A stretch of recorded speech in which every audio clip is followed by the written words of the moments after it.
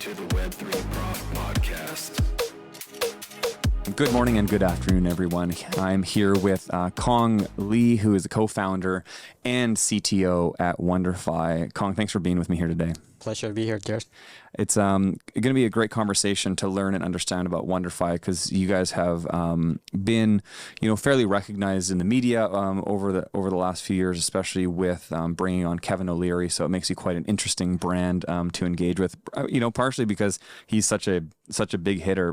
Today we're going to talk about DeFi, and a little bit about regulation, and we'll for sure need to start off with just getting your background, Cong. So how did you get into crypto? Where did this all start for you? Yeah, I started in 2016 when Ethereum came out, and obviously went through that whole ICO phase and crypto winter hit, and we took a little bit of a break, and then about 3 years ago we came out when DeFi was around the corner, and it was just catching traction, and we started WonderFi as a DeFi platform.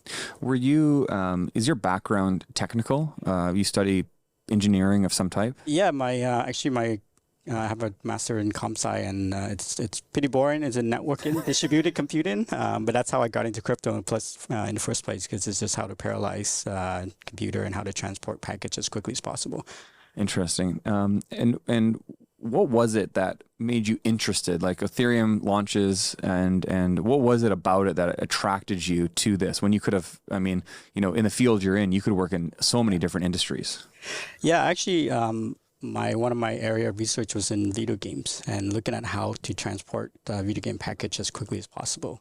So when Ethereum came out and the distribution of all the nodes and decentralized and running application on all these nodes separately, and that got me really interested in Ethereum. That's when we started building, and obviously the first one that we really hit the ground running was the ICO platform, and that's how we, all the smart contract, and that's how I got started. Excellent. Are you philosophically interested in crypto from like a decentralization perspective? Do you value that aspect of this industry? I wouldn't say I'm like a purist. I'm not, one of those that is, you're not your key, not your crypto type. Yeah. I think I strike a balance. There has to be usability and the ability to run systems, and so that piece I really value, like the ability to independently run application that's not dependent on a centralized system. I see a value in it, but not necessarily the truly monetary decentralization, because obviously there's regulation that you have to respect, and as we've gone through multiple rounds of crypto winter now, we've seen like every single round the regulator coming in and striking that balance. Yeah. So when we think about regulation, especially from a DeFi perspective or decentralized finance perspective, where do you see the future of DeFi evolving with all of like regulations, not just in Canada, but all kinds of countries around the world are kind of grappling with this? Where do you see things going with regulatory bodies? I think it's just a matter of getting the regulator comfortable with the idea that assets are freely moved once it's into a decentralized system, and they have. Staking is moving in a very positive directions, and they have approved it. We have it on all of our exchanges in Canada, and obviously, the other piece of DeFi that they're not very comfortable with is where the money is coming in, the onboarding and offboarding. I think we need to address that. And then the exciting stuff where assets are freely swapped on chain, I think that's where DeFi can get very interesting. So it's just really getting the money into the system and getting it out is the challenge. So what do you think is the solution to that? Where are we going to go to solve the problem that makes the regulators happy? I think there's been, I think since last year, there's been a lot of discussion on permission DeFi, and essentially, if somebody's bringing money into the platform or into the system, they need to know exactly who it is and where the source of the money, the AML, where the money, the fund are coming from, and when the fund are leaving the system. And I think that's the balance that we need to strike for them to be comfortable with. How does that practically happen? So if I am going to try to get funds into my MetaMask wallet or my Phantom wallet, how am I going to KYC first to get it into that situation for me to allow to connect my wallet to some DeFi platform in Solana or Ethereum? Exactly. So right now, I mean, MetaMask, you're free to create it, right? Yeah. And you can own a wallet. You can own your key. You are in fully control of your assets. The issue is when you take your fiat and try to buy crypto and purchase crypto with it. The conversion of fiat into crypto, the regulator needs to know that. And in order for you to purchase a certain amount, you have to, depending on the country, you have to, respectful of the AML that is available in those countries. So that's the friction, and has always been the friction for cryptos. And this is where centralized exchanges have a role to play. They provide that that service of on-ramping and onboarding people into cryptos. So the idea is that I use Coinberry to get my dollars into the system. I then transfer it out to my DeFi wallet, do my stuff, send it back to Coinberry, and send it to my bank so I can use the dollars. Exactly, and that's the model that we're trying to develop and promote. Right, it's a safe way of getting into DeFi, and it's all the reporting structure and follow all the regulations in Canada. So do the centralized exchanges, can they generate a sustainable revenue model off of the idea that people don't trade on the exchange, rather use DeFi? Absolutely, and so we have to make money somehow, right? And that is the transaction of converting your assets.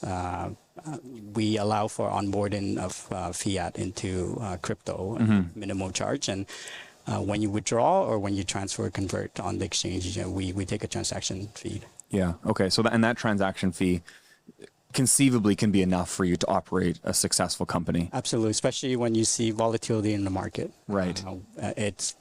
That means there's a lot of movement, and that's when people are transacting and converting, and that's when we see the bulk of our revenues. Does WonderFi have a vision? And correct me if I'm wrong. I understand that all of your subsidiaries are operating just in Canada. We do have SmartPay in Europe, but I would say the majority of our in Canada. And is WonderFi looking at, okay, well, there are other markets out there that you can work in?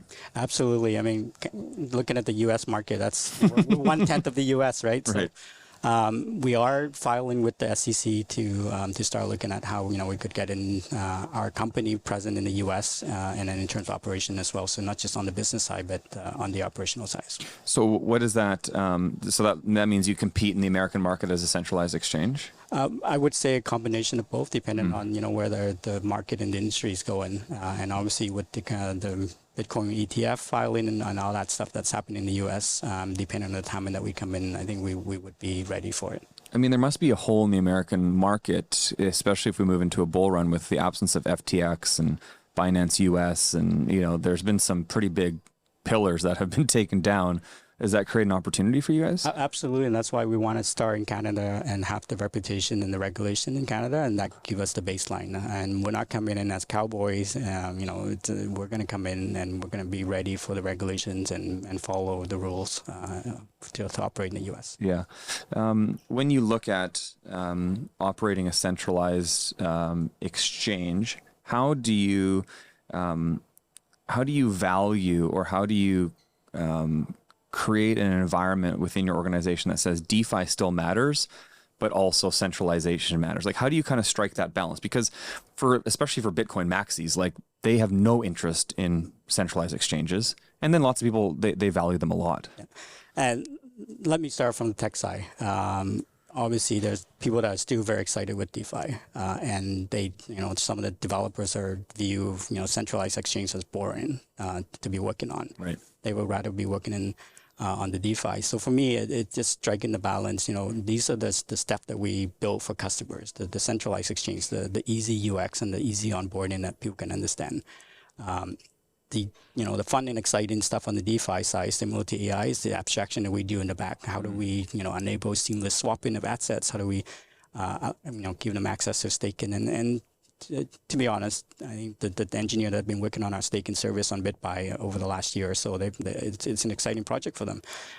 Because they get to deal with the custody, the asset is no longer custody on our side, and then transfer that, and how do you stake that onto a decentralized systems? Okay, that's interesting.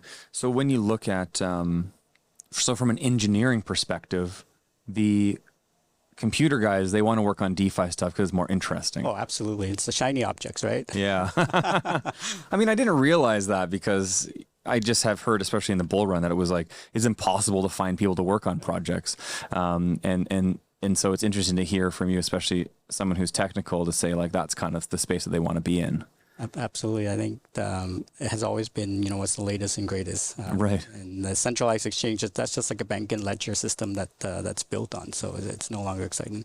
Is AI taking some of your talent? I wouldn't say so. It's two very different space because one is very data driven, one is very programmatic and application driven. So I think it's very different space. But for sure, there's people in the company that are very excited about AI and where that's going in terms of using us in financial application. Are we going to see it in the crypto world? I absolutely think we would. I mean, why wouldn't you, right? Like financial advisors, looking at portfolio and optimizing for the best returns. That's all data driven. And I don't see why AI can be applied to that. Interesting. So do you think financial advisors are going the way of the travel agent? I want a prediction here on that one. Yeah. It's the problem with AI is this data in and data out. The data has, the system is only good as people feed in it, and you still need the financial advisor to feed the data into the system and train the system. So I would say we're not quite there yet. Yeah. But I feel like to cause any panic to any financial. They'd be like, I listened to the Web3 podcast, and the guy said, we're done. Is regulation, in your view, from the perspective of a centralized exchange, are we a more friendly environment in Canada than other jurisdictions?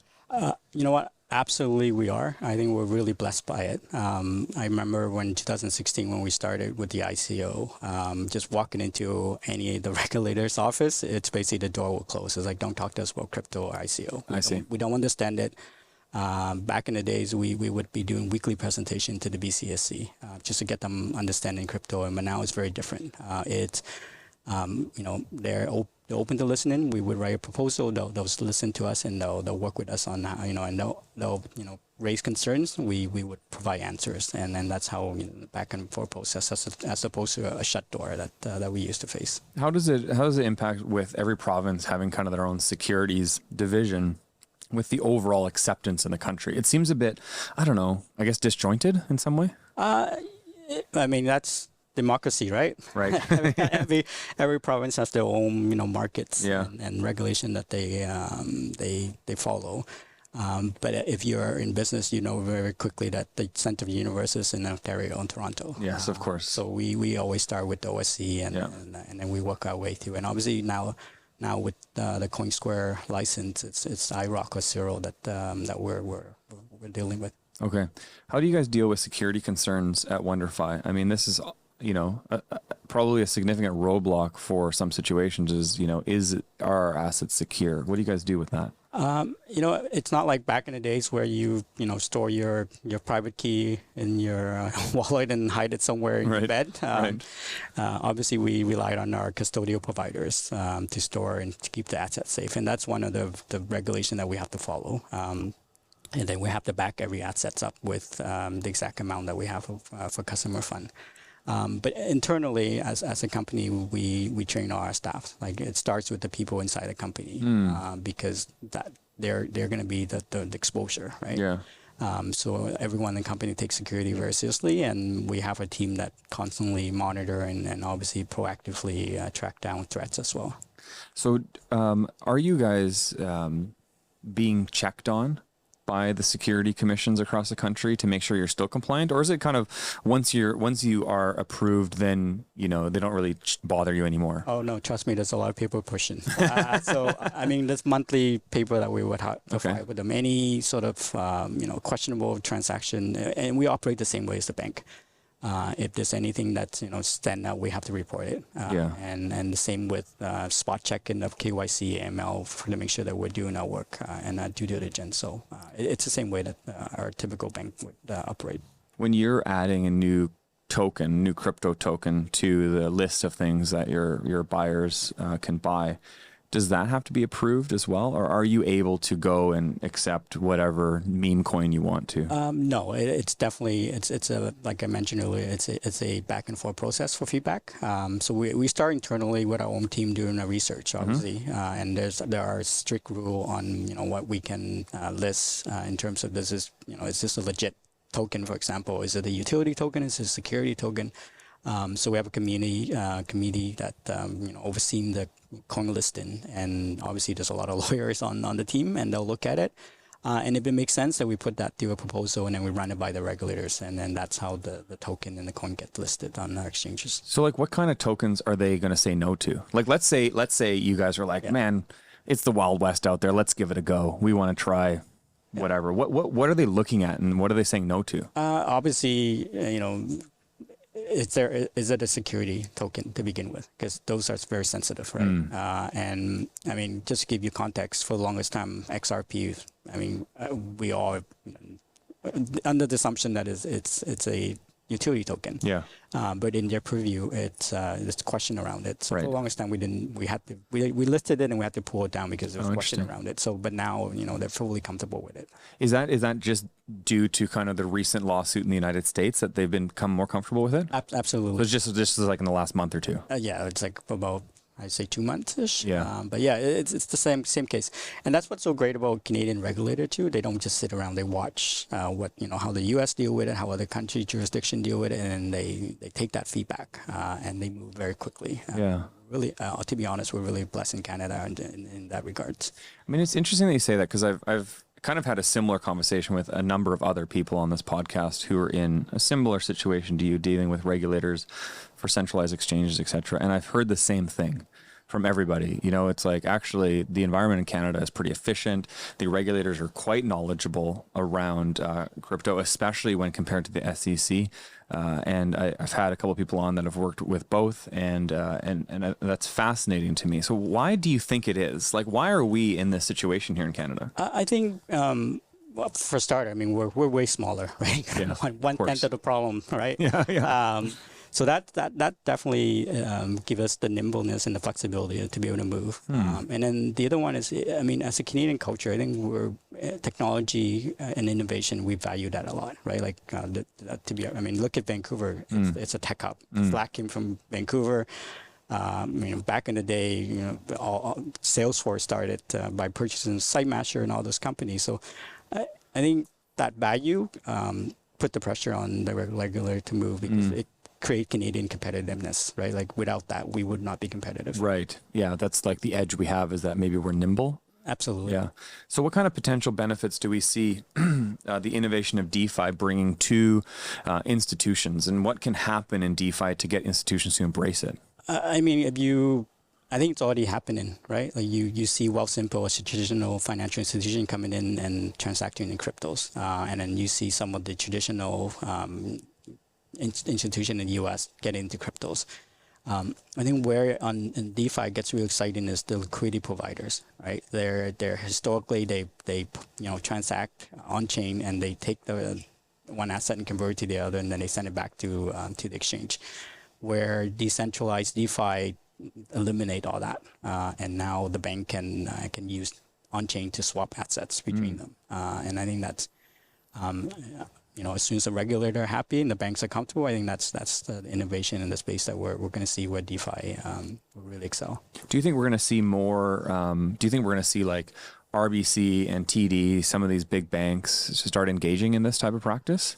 Absolutely. You know what? Once they're comfortable and they understand how it works, I wouldn't see why not, because it's going to increase efficiencies, right? Like, they can settle assets and transaction instantly, as opposed to days, which is right now. Like, if they're sending fund between institution, it takes at least a day to settle overnight, right? Right. Whereas if you do it on chain, it's almost instantaneous. Wow, that's interesting, and that's a significant difference. Does that make them more profitable? What does the speed bring, I guess? What's the benefit? It's absolutely profits, right? Like, if you can convert exchange rate without losing, overnight rates, you're going to be more competitive, and obviously the number of personnel as well.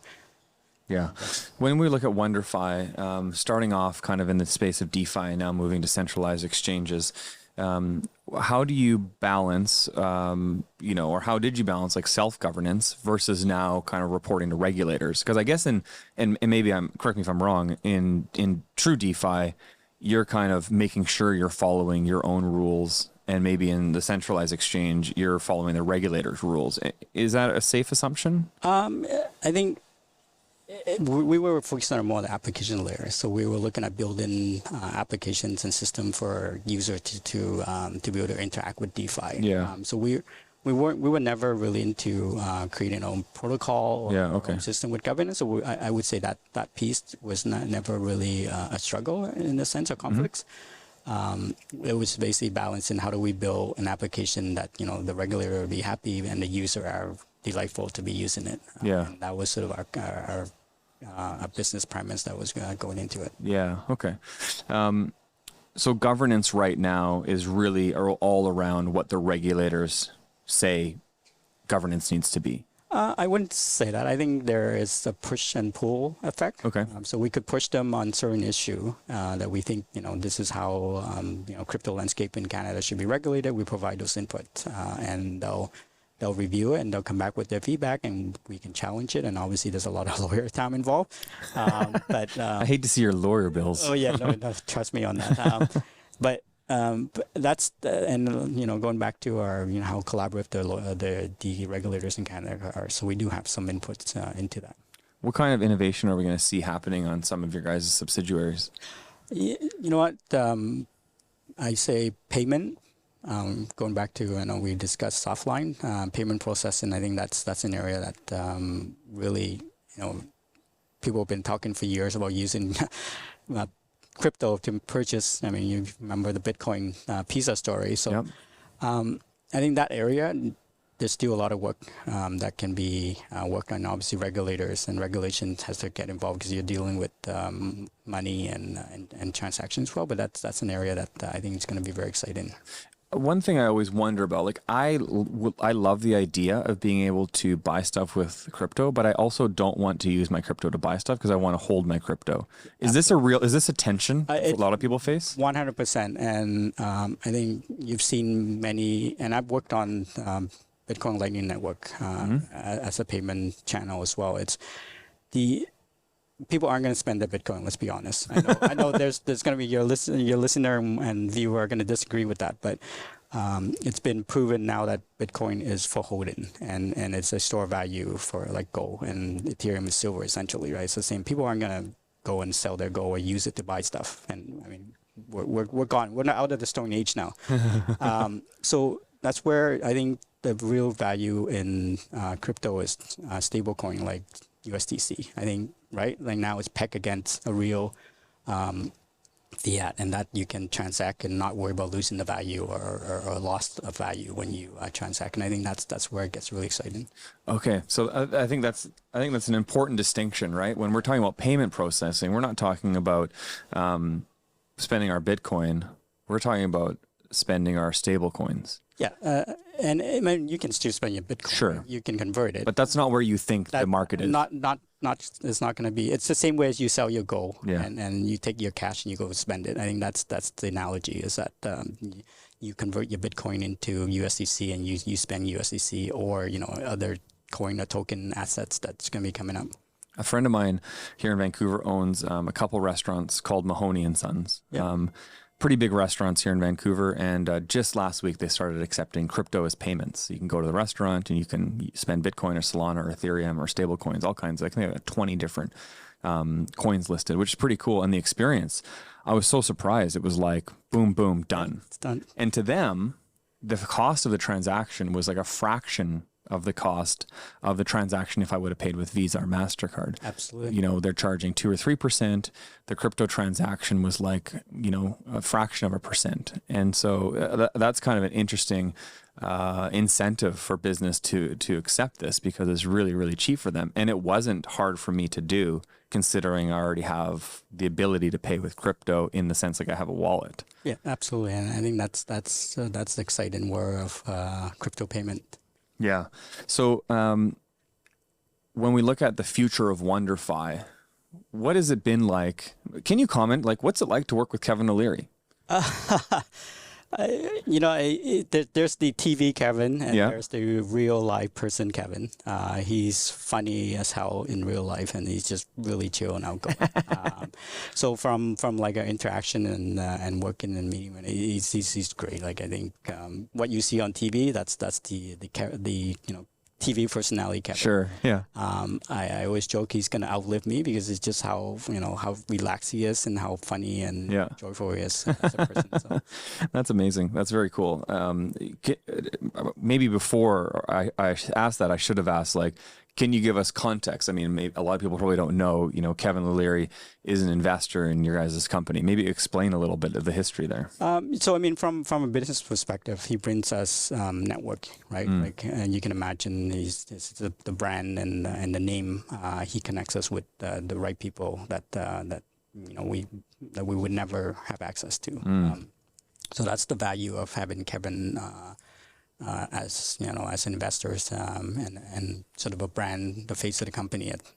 And then in the back, I mean, obviously he's very business savvy, and we that's business advice from him. Those are value that you would not get anywhere else. So those two things are really valuable. Yeah, I mean, it's interesting that you say like his network and his advice, not his money. That wasn't the first thing you said, right? You didn't even mention that, and I think that's kind of interesting because most people think, well, you get access to dollars, but to you, that's not the most important thing.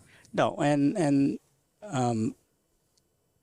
when you are at a certain point in your business that you have access to capitals and you're a public company, I think the value that Kevin provides is the brand and the business connection. Those you can buy. Yeah, like that's stuff that you inherit from having Kevin on board. Yeah, that's great. Cong, it's been super interesting talking to you. It's great to hear a little bit of the history of WonderFi and your background and understanding, where you see the future going with DeFi and payment processes, and also kind of the culmination of DeFi and centralized exchanges. It's an important challenge for us to understand, like, how do you get your dollars on and how do you get your dollars off? And if that can't happen, crypto's kind of dead, right? And so it's been fascinating and super interesting to chat with you. I really appreciate you being with me here today. Pleasure being here. Good job. Thank you.